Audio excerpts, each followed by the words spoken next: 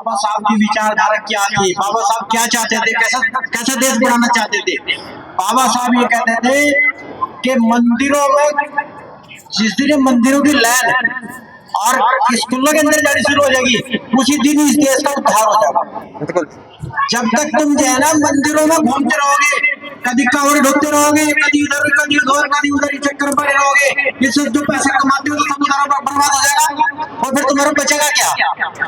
और फिर तुम फिर भिखारी का भिखारी। तो बाबा साहब ने कहा कि इस पैसे को किताबों में लगाओ, पढ़ाई में लगाओ और अपने बच्चों को उद्धार करो। और जब तुम्हारे बच्चे पढ़ लिख कर शिक्षित हो जाएंगे, कहीं रोजगार करेंगे या पढ़ लिख कर नौकरी लगेंगे तो तुम्हारा उद्धार हो जाएगा, तुम्हारे ऑटोमेटिक जिंदगी बदल जाएगी। और जब तक तुम इसी चक्करों में उलझे रहोगे, ये तो बहुत पुरानी प्रथा थी जो हम जाए जाल मोड़ देवे थे, कभी यहाँ बात करते, कभी वहां बात करते, कभी कावड़ ढोले, कभी यो कर रहे, कभी वो कर रहे। गरीब आदमी क्यों है? ये गरीब किस वजह से है?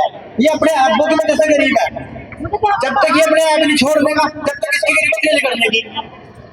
एक दिन एक आदमी बाबा साहब के उसके पास गया पंडित के, वो पंडित कहने लगा कि भाई तू क्यों आया? कहती मैं परेशान हूँ। कहने लगा भाई क्यों परेशान है? कहने लगा मेरे घर में समस्या हो रही है। उसने कहा तू मेरे घर का आदमी जो मुझे सही रास्ता बता रहा है, तुम्हारे में कभी क्या है कि जब 10 रुपए हो जा तुम कभी इधर जाओगे, कभी इधर जाओगे, कभी इधर जाओगे, सारे पैसे बर्बाद कर दोगे और फिर तुम गरीब के गरीब रहोगे। इसलिए कहीं चक्कर में मत पड़ो, अपने बच्चों पर ध्यान दो, अपने काम धंधे पर ध्यान दो। जैसे दुनिया करके खा रही उस तरह से अपने करके खाओ, तो अपने बच्चों को भी ध्यान में रखो। अच्छा, मैं ये भी कहना चाहूंगा कि बाबा साहब ने क्या कहा, सबसे पहले शिक्षित बनो। शिक्षित बनने का मतलब यह है कि शिक्षा को जड़ तक जाओ। ये नहीं कि दूसरी पढ़ ली, चौथी पढ़ ली, पांचवी पढ़ ली, शिक्षित थोड़ी कैसे। शिक्षित का मतलब होता है कि पीएचडी करो, अच्छे जॉबों में जाओ, अच्छे कारोबार बनाओ। जैसे देखो मैं दुनिया कहाँ से कहाँ पहुंच गई और हम धरती पड़े, क्या मेहनत नहीं कर रहे? या मेहनत जारी कहाँ हमारी? मेहनत जारी कहाँ? दुनिया हमारे साथ के निकल गई, हम पीछे चले जाएंगे। मेहनत जारी टेक के। तो बाबा साहब ने दूसरे नंबर पर कहा कि संगठित रहो।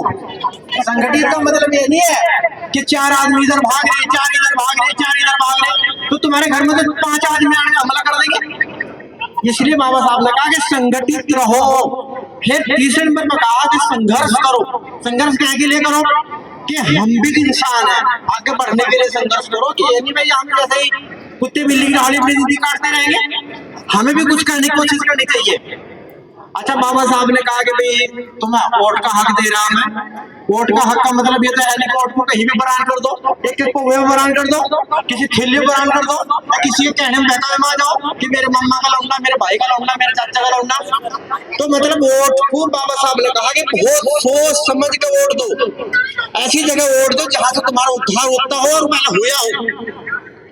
मैं इसी वाणी को इसी विराम करता हूँ। सभी को जय भीम। और जो काम कर रहा है उसके लिए बार बार नमन। जय भीम, जय भीम।